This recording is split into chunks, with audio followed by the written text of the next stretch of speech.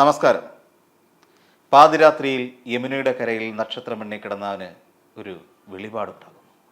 ഹിന്ദുസ്ഥാനി സംഗീതം പഠിക്കണം. അതല്ല, ഇപ്പോൾ ചിലർക്കുണ്ടായതിനെ വെളിപാട് എന്ന് പറയാൻ കഴിയില്ല.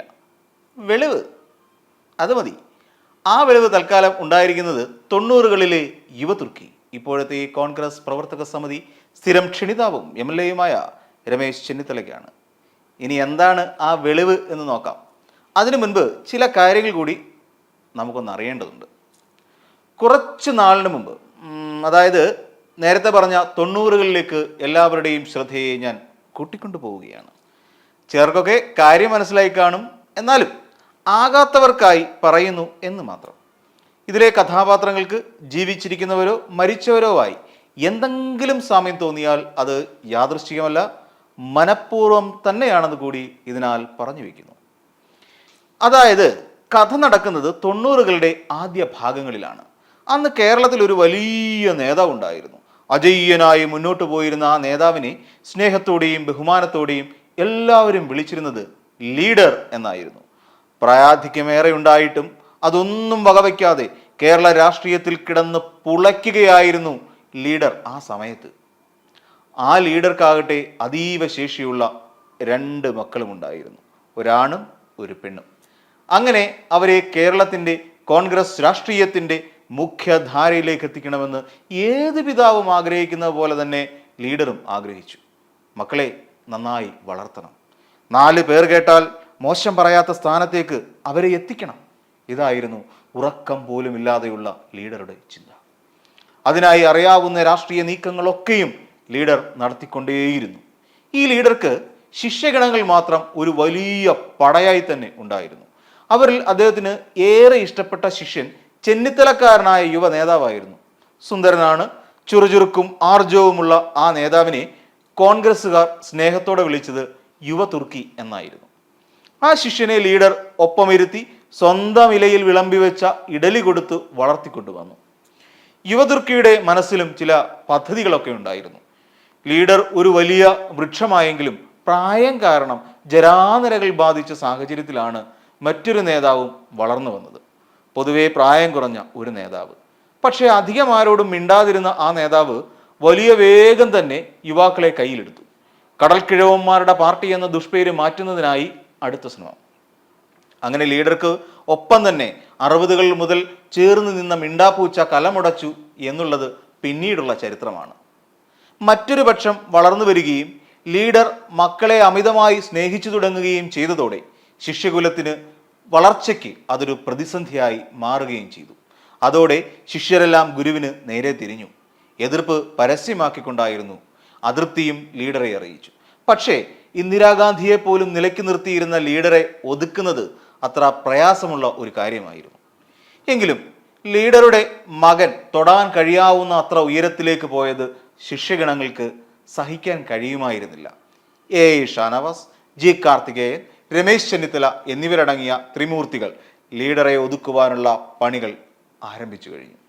ഇതിനായി വലിയ രീതിയിൽ ഗൂഢാലോചനകൾ തിരുവനന്തപുരത്തും കൊച്ചിയിലും ഒക്കെയായി നടന്നു. അങ്ങനെ തിരുത്തൽ വാദം എന്ന പേരിൽ ഒരു സിദ്ധാന്തം കോൺഗ്രസിൽ ഉടലെടുക്കുകയായിരുന്നു. അങ്ങനെ ലീഡറെ തളയ്ക്കാനുള്ള തന്ത്രങ്ങൾ ഈ മൂവർ സംഘം മെനഞ്ഞുകൊണ്ടേയിരുന്നു. തുടർന്ന് നിലനിൽപ്പിനായി അവർ ആന്റണി പക്ഷത്തേക്ക് ചേക്കേറുകയും ചെയ്തു. പാല് കൊടുത്ത കൈക്ക് തന്നെ കടിക്കുക എന്ന് പഴയ ഭാഷയിൽ പറയാൻ കഴിയുമെങ്കിലും ഇതിൽ ചില കാര്യങ്ങളൊക്കെയുണ്ട്. മക്കൾ രാഷ്ട്രീയത്തെ ശക്തമായി എതിർത്തുകൊണ്ട് കോൺഗ്രസിൽ പുതിയ മുഖങ്ങൾക്ക് ചാൻസ് കൊടുക്കുക എന്നതായിരുന്നു ഇതിൻ്റെ ഉദ്ദേശം. പക്ഷേ പുതിയ മുഖങ്ങൾ ഇവർ 3 പേരും അടങ്ങുന്നതായിരുന്നു എന്ന് മാത്രം. ഈ സമയത്താണ് രാജീവ് ഗാന്ധി രക്തസാക്ഷിത്വം വരിക്കുന്നത്. ഇതിനെ തുടർന്ന് PV നരസിംഹറാവു പകരം പ്രധാനമന്ത്രിയാകുകയും ചെയ്തു. നെഹ്റു കുടുംബത്തിൽ നിന്ന് വിഭിന്നമായി പ്രധാനമന്ത്രി സ്ഥാനത്തേക്ക് എത്തിയ ആദ്യ വ്യക്തിയായി നരസിംഹറാവു മാറി. ഇതിന് പിന്നിൽ പ്രവർത്തിച്ച ചെറുതല്ലാത്ത തല അത് ചാണക്യൻ്റേത് തന്നെയായിരുന്നു. അതോടെ ഡൽഹി രാഷ്ട്രീയത്തിൽ ലീഡർക്ക് മറ്റൊരു പേര് കൂടി ചാർത്തപ്പെട്ടു, കിങ് മേക്കർ. അങ്ങനെ കേന്ദ്രത്തിലും തൻ്റെ സ്വാധീനമുണ്ടെന്ന് ലീഡർ തെളിയിച്ചു. അതിനിടയിൽ ആന്റണിയുമായി ചേക്കേറി തിരുത്തൽവാദികൾ നിന്നപ്പോൾ അതിന് തടയിടാൻ തന്നെ ലീഡർ ഉറപ്പിച്ചു. ഇതൊക്കെയാണ് ലീഡർ എന്ന വാക്കിന് ചാണക്യൻ എന്നൊരു വിശേഷണം കൂടി ചേർക്കപ്പെടുന്നതിന് കാരണം? എ കെ ആന്റണിയെ ഒപ്പം നിർത്തുന്നതിനെക്കുറിച്ച് ലീഡർ ആലോചിച്ചു. അങ്ങനെ 1993 പി വി നരസിംഹറാവു മന്ത്രിസഭയിലേക്ക് ആന്റണിയെ സിവിൽ സപ്ലൈസ് മന്ത്രിസ്ഥാനത്തേക്ക് ലീഡർ പറഞ്ഞുവിട്ടു. അതോടെ ഭയഭക്തി വിവശനായ എ കെ ആന്റണി കരുണാകരനെ തൊഴുതു നിന്നതോടെ തിരുത്തൽവാദത്തിൽ നിന്നും എ കെ ആന്റണി കുറച്ചൊന്ന് വിട്ടുനിന്നു. എങ്കിലും മക്കൾ രാഷ്ട്രീയത്തെ ശക്തമായി എതിർത്തുകൊണ്ട് ഷാനവാസും ജി കാർത്തികേയനും രമേശ് ചെന്നിത്തലയും നിലകൊണ്ടു. കരുണാകരൻ കാരണമാണ് ആന്റണിക്ക് കേന്ദ്രമന്ത്രിസ്ഥാനം ലഭിച്ചതെന്നും തിരുത്തൽവാദികൾ പറഞ്ഞുണ്ടാക്കി.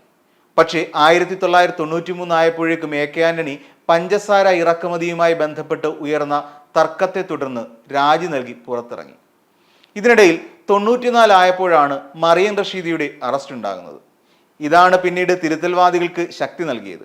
അങ്ങനെ കരുണാകരനെ പൂട്ടാനുള്ള എല്ലാ തന്ത്രങ്ങളുമായി തിരുത്തൽവാദികൾ മുന്നോട്ട് തന്നെ പോയി. ആന്റണി പക്ഷവും തിരുത്തൽവാദികളും ഒരു വശത്ത്, കെ കരുണാകരൻ മറുവശത്ത്. അങ്ങനെ പോര് കടുത്തപ്പോൾ സാക്ഷാൽ ഗുരുവായൂരപ്പന് പോലും രക്ഷപ്പെടുത്താൻ കഴിയാത്ത അവസ്ഥയിലേക്ക് ലീഡർ കൂപ്പുകുത്തി. ഇതിനിടയിൽ തിരുത്തൽവാദി സംഘത്തിന്റെ അപ്പോസ്തലനായി ഉമ്മൻചാണ്ടിയും കൂടി കളത്തിലിറങ്ങിയതോടെ ലീഡറിന്റെ യുഗം തന്നെ അവസാനിക്കുകയായിരുന്നു. അങ്ങനെ ഒരു വലിയ നെറികേടിന്റെ ലീഗുണ്ടാക്കിക്കൊണ്ട് മുഖ്യമന്ത്രി സ്ഥാനത്ത് നിന്നും ലീഡറെ താഴിറക്കാനുള്ള എല്ലാ തന്ത്രങ്ങളും ഉമ്മൻചാണ്ടിയുടെ നിയന്ത്രണത്തിലുള്ള തിരുത്തൽവാദി സംഘത്തിന് കഴിഞ്ഞു. പിന്നെ ആന്റണി മുഖ്യമന്ത്രി പദത്തിലേക്കും കൂടി എത്തിയപ്പോൾ ലീഡർ കോൺഗ്രസ് പാർട്ടിയുടെ കറിവേപ്പില മാത്രമായി മാറി. അങ്ങനെ ലീഡറും വഴിമാറി, പിന്നാലെ മക്കളും വഴിമാറി. കാലം കടന്നുപോയപ്പോൾ ലീഡർ ഓർമ്മയുമായി. പിന്നാലെ അച്ഛൻ്റെ പിൻതലമുറക്കാരനായി എത്തിയ മകൻ ഇപ്പോൾ കേരളത്തിലെ കോൺഗ്രസ് പാർട്ടിയിലെ ഒരു പ്രധാന നേതാവായി വളർന്നു കഴിഞ്ഞിരിക്കുന്നു. എന്നാൽ ഇപ്പോൾ പ്രധാന തിരുത്തൽവാദിയായിരുന്ന യുവതുർക്കിക്ക് മാനസാന്തരം വന്നോ എന്നറിയില്ല. ഇപ്പോൾ പുതിയ വെളിവുണ്ടായിരിക്കുകയാണ്. ഒപ്പമുണ്ടായിരുന്ന ഷാനവാസും ജി കാർത്തികേയനും ഉമ്മൻചാണ്ടിയും ഒക്കെ വിട പറയുകയും ചെയ്തു. പുതിയ രാഷ്ട്രീയ നീക്കങ്ങളിൽ രമേശ് ചെന്നിത്തല എന്ന യുവതുർക്കിക്ക് ഇനിയൊന്നും കിട്ടാനില്ല എന്ന അവസ്ഥയായപ്പോഴാണ് ഈ തിരിച്ചറിവുണ്ടായത് എന്ന് മാത്രം. തിരുത്തൽവാദം തെറ്റായിപ്പോയി, അതിലിപ്പോൾ പശ്ചാത്താപമുണ്ടെന്നുമാണ് ചെന്നിത്തല ഇപ്പോൾ കുമ്പസരിച്ചിരിക്കുന്നത്. അന്ന് മക്കൾ രാഷ്ട്രീയത്തിന് എതിരായിരുന്നു, എന്നാൽ സ്ഥിതി ഇന്ന് മാറിയിരിക്കുന്നു.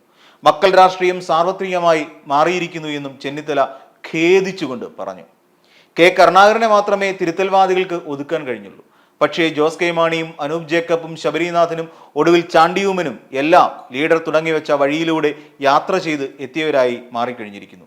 ഇതിനെല്ലാം തുടക്കം കുറിച്ച രമേശ് ചെന്നിത്തലയാകട്ടെ ഇപ്പോൾ പാർട്ടിക്കും അത്ര വേണ്ടപ്പെട്ടവൻ അല്ലാതെയായി മാറിയിരിക്കുന്നു. ഈ സാഹചര്യത്തിൽ ഇത്തരം വെളിപ്പെടുത്തലുകൾ അല്ലെങ്കിൽ വെളിപാടുകൾ നല്ലതാണെന്നാണ് പൊതുവിൽ രാഷ്ട്രീയത്തിലുള്ളവർ വാഴ്ത്തി പറയുന്നത്.